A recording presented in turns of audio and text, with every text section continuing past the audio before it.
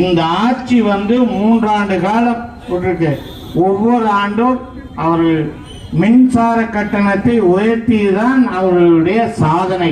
வேற எந்த சாதனையும் அவங்க செய்யவில்லை.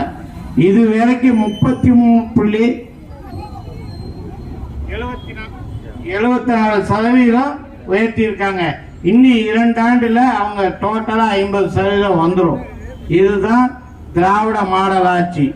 விடிய திமுக ஆட்சி நமது பொதுச் செயலாளர் அப்பப்ப இதை முன்கூட்டியே சொன்னது காரணம், இவன் விடியல தரப்போறது இல்லை. தராத விடியலுக்கு கரண்ட் பில்லை ஏற்றி மக்களை அல்லலோப்படுத்துறாங்க. இவரே நாம மின்சார கட்டணத்தை தொழிலாளர்களுக்கு நிலைநிறுத்துற கட்டணத்தை 35 ரூபா கொடுத்ததுக்கு என்ன சொன்னாரு?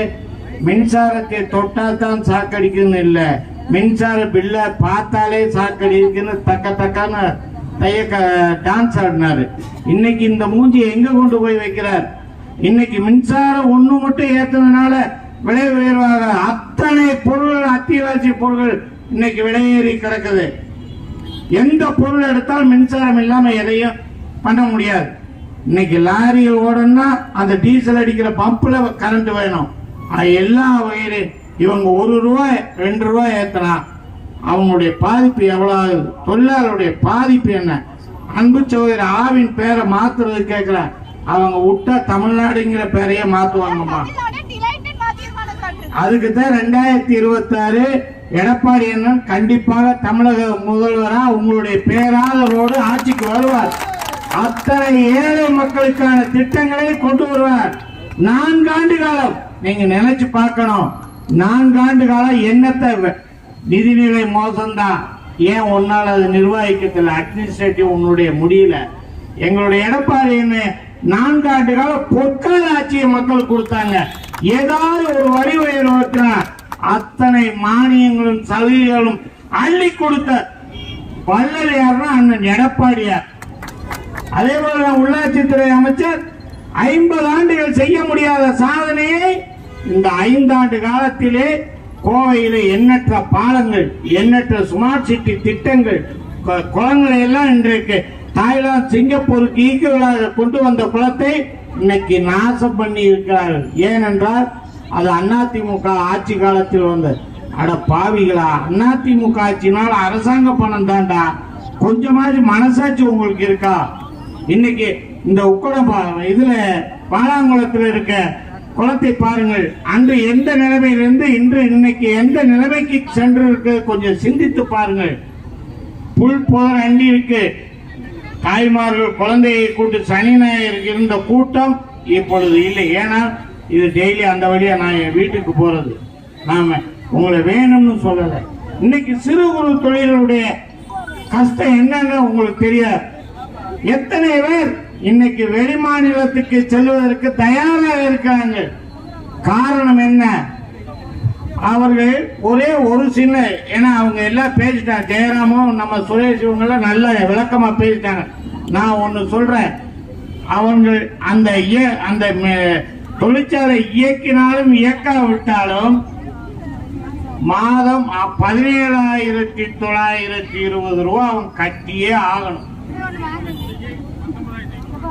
120 ஹெச்பிக்கு 19,000 ரூபாய் மாசம். ஓடுனால ஓடாட்டா எவன் தாலி எத்தாச்சு நீ கட்டுறாங்கிறான். அப்ப இந்த கம்பெனி எப்படிங்க ஓடும்? இந்த கம்பெனியினால இன்னைக்கு இன்னைக்கு கோயம்புத்தூர் மான்செஸ்டரா வளர்ந்தது காரணம் சிறு குறு தொழில் நம்மளுடைய முயற்சியினாலதான் இன்னைக்கு இந்த கோயம்புத்தூர் இவ்வளவு பெரிய இது. இதே அம்மா ஆட்சியில 3,500 தான் இருந்தது. எத்தனை திட்டங்களை இவங்க நாசம் பண்ணி, அதுலயும் குறிப்பா என்னன்னு தெரியல, இந்த சிறு குறு தொழில்களை இவங்க நசுக்கணும்னு பெரிய முதலாளிகளுக்கு, கம்பெனிகளுக்கு, கார்பரேட் கம்பெனிகளுக்கு சப்போர்ட் பண்றாங்களா என்கிற சந்தேகம் இப்ப வருது. ஏனென்றால் அவர்கள் தான் கப்பத்தை இவங்களுக்கு அள்ளி கொடுப்பார்கள். இவர்கள் ஏழை தாய்மார்களுக்கு, ஏழை பங்காளிகளுக்கு வேலை கொடுத்து அவருடைய வாழ்வாதாரத்தை உயர்த்துவது யார் என்றால் சிறு குறு தொழிற்காரங்க தான். அது இன்னைக்கு வளமா இருந்தா நானும் வளமா இருக்கும். இன்னைக்கு டெக்ஸ்டைல் எல்லாம் காயினாங்கடைக்கு போயிட்டு இருக்கு. ரியல் எஸ்டேட்டுக்கு போயிட்டு இருக்கு மில்லு எல்லாம். இதெல்லாம் காரணம் யாரு? உங்களுடைய ஆட்சி சரியான முறையில் இருந்திருந்தால் இன்னைக்கு டெக்ஸ்டைல் நல்ல முறையில் ஓடி இருக்கும், சிறு ஒரு தொழில் நல்ல முறையில் ஓடிந்திருக்கும். அத்தனையும் முடக்கி விட்டு உங்களுக்கு எதில் வருமானம் வருமோ அதுதான். இனி ஒண்ணு தெரியுமா, இவர்கள் இந்த சிறு குறு தொழில் இந்த டெக்ஸ்டைல்காக இவ்வளவு கஷ்டப்பட்டாலும் வங்கியில கடன் வாங்கி தன்னுடைய பில்டிங் மேல சோலாரை நியமித்தா அதுக்கு எல்லா ஸ்டேட்லயும் மானியம் கொடுக்கலாம், 2 ரூபா 3 ரூபா யூனிட்டுக்கு. இங்க என்னடா 1.40 கட்டு. எதுக்கு? நீ ஏன் தனியாக அதை தயாரிக்கிற? ஒன்னால வக்கில் இல்ல, மின்சார கட்டணம் மின்சாரம் தர முடியல, வேலை உயர்த்தலுக்கு வெக்கம் இல்லை.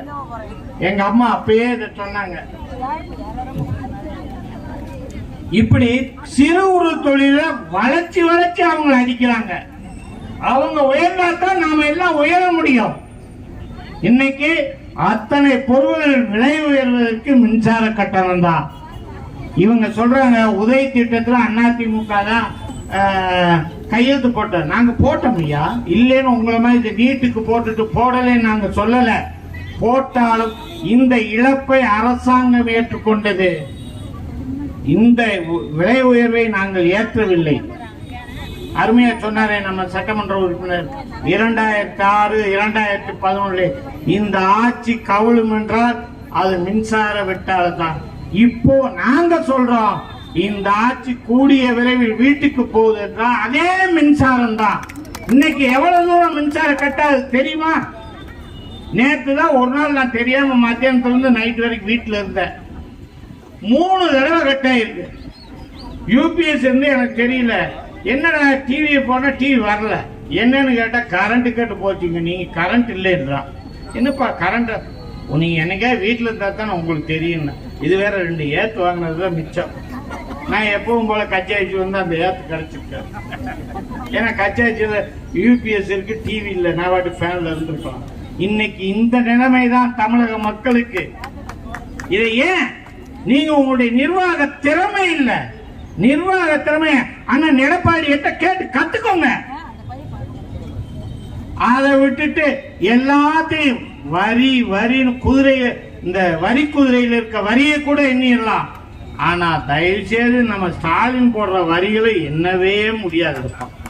அந்த அளவுக்கு இன்னைக்கு இருக்கு மோசமா. எதை எடுத்தாலும் விலை உயர்வு. மளிகை சாமான்ல ஏதாச்சும் ஒன்ன சொல்லுங்க, நீ ஏதாச்சும் ஒன்ன குறைச்சிங்களா சொல்லுங்க. இன்னைக்கு தோரம் பருப்பு எடுத்தா விலை, உளுந்த பருப்பு எடுத்தா, அன்றாட பொதுமக்கள் தாய்மார்கள் உபயோகிக்கிற ரேஷன் கடையில கொடுக்கிற பொருளை உன்னால கொடுக்க முடிஞ்சதா? 3 மாசங்க, 3 மாசம் ஆச்சு. பாமாயில், தோரம் பருப்பு, உளுந்த பருப்பு, எந்த பருப்பும் கொடுக்கல. ஆனா டாஸ்மார்க்கு எல்லா பருப்பும் போகுது. ஏன்னா திருப்பி ரிட்டர்ன் அந்த பருப்பு அவங்க வீட்டுக்கு வருது. இதுதான் இவருடைய நிலைமை. இன்னைக்கு ஸ்டாலின் அவர்கள் அழகா இவர் சொன்ன மாதிரி செவிடங்காதல சங்காட்ட எதையுமே சொல்ல. அதை விட இந்த கூட்டணியில் இருக்காங்களே கொஞ்சமாச்சும் மனம் இறங்குங்க. அவங்களுக்கு என்னன்னா இப்ப கொள்ளையடிச்சு எலெக்ஷன் வர்றப்ப நம்ம ஓட்டுக்கு ஏதாவது சன்மானத்தை கொடுத்து ஜெயிச்சிடலாம். அதுக்கு உதாரணம் விக்கிரவாண்டி. இதுக்கு உதாரணம் விக்கிரவாண்டியில அந்த சூழ்நிலையை நீங்க ஜெயிச்சது. மக்கள் திருப்பி அடிப்பதற்கு நேரம் பார்த்து கொண்டிருக்கிறார்கள். சரியான நேரத்திலே உங்கள் அத்தனை பேரை டெபாசிட் இழக்கும் அளவுக்கு இன்றைக்கு மக்கள் மனநிலை கொதித்து கிடக்கிறது. மக்களுடைய அன்றாட வாழ்க்கையிலே நீங்கள் கை வைத்து விட்டீர்கள். தாய்மாருடைய அத்தனை பிரச்சனை, அவர்கள் தான் ஒரு குடும்பத்தை நிர்வகிக்கக்கூடியவர்கள். 3 முறை பட்ஜெட்டை போடுகிறார், 3 முறை மின்சாரத்தை ஏற்றுகிறார். அதை விட நான் சட்டமன்றத்தில் ஒண்ணு பேசணும்னு படத்தோடு எடுத்துட்டு போனேன். இந்த ஏதாச்சும் ஒரு பஸ்ல, நீங்க அரசாங்க பஸ்ல பாருங்க, எந்த இடத்துக்கு போறோம், எந்த ஊருக்கு போகணும் உங்களால கண்டுபிடிக்க முடியுமா? ஏன் முடியல? பூரா விளம்பரம்.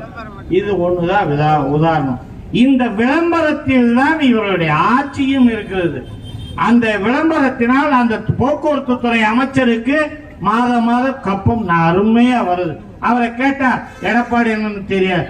ஆனா இந்த சென்னை மேயர் எல்லாம் எங்க பொதுச் செயலாளருக்கு பதில் சொல்றாங்க.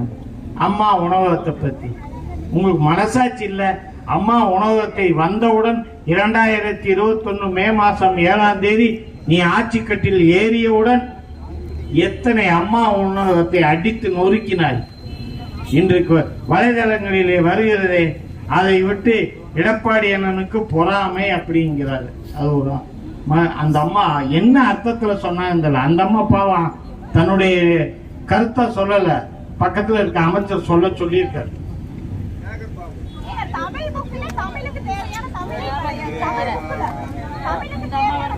ஆமா, அதெல்லாம் படிப்புக்கு. இன்னைக்கு அன்றாட வாழ்க்கைக்கு போவோமா?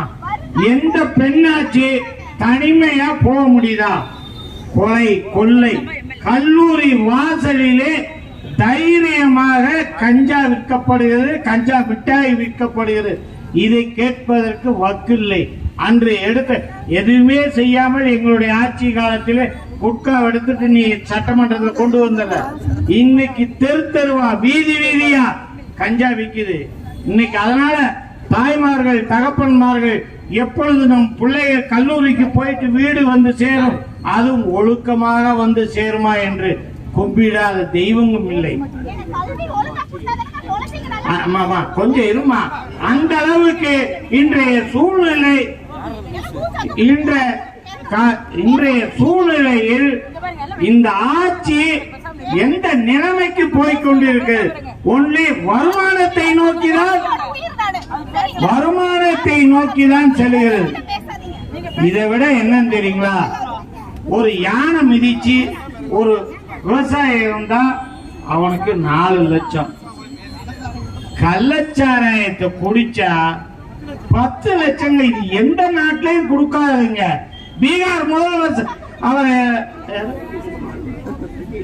நிதிஷ் அவர்கள் சொன்னார், சாராயம் கள்ளச்சாராயம் அறிந்தவனுக்கு நான் 10 பைசா தர மாட்டேன் என்று வீரவசனம் பேசினார். அதை செயல்படுத்தினார். நீ 10 பைசா தராம 10 லட்சத்தை தர்ற, ஊக்குவிக்கிற. அந்த தொழிலை நீ ஊக்குவிக்க. சாராயம், டாஸ்மார்க், இதைத்தான் திமுக அரசு விடியலை தந்து கொண்டிருக்கிறது.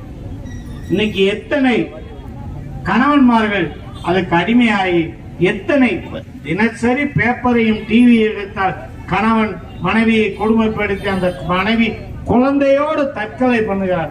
கொஞ்சமாய் உங்கள் கண்ணும் காது கேட்பதில்லையா? இல்லை தெரிந்தும் தெரியாத மாதிரி இருக்கீங்களா? இந்த பணம் என்ன செஞ்சிடும்? நீ செத்தால 6 அடி தான், நான் செத்தால 6 அடி தான், அந்த தொழிலாளி செத்தால 6 அடி தான். உன் பணத்தை தூக்கி உள்ள வச்சிருவாங்களா? அந்த மக்களுக்கு 10 ஆண்டு காலம் உங்கள் ஆட்சி இல்லாமல் அம்மாவுடைய ஆட்சி இருந்தது. அந்த ஆட்சி திருப்பி உன்னிடம் மக்கள் கொடுத்திருக்கார். அப்ப நீ தக்க வைக்கிறதை விட்டு அதை தகர்த்தெறிவதற்குத்தான் இன்றைய முதல்வர் அவர்கள் செயல்பட்டிருக்கிறார். இந்த கோவை மாநகராட்சி எடுத்துக்கோங்க, எந்த ரோடாட்சி நீட்டா இருக்கா? அதை விட என்னன்னு தெரியுமா? பெண்கள் காலையில எந்திரிச்சு வாசல் தெளிப்பாங்க தெரியுங்களா? அது மாதிரி தார வாசல் தெளிச்சிருக்காங்க.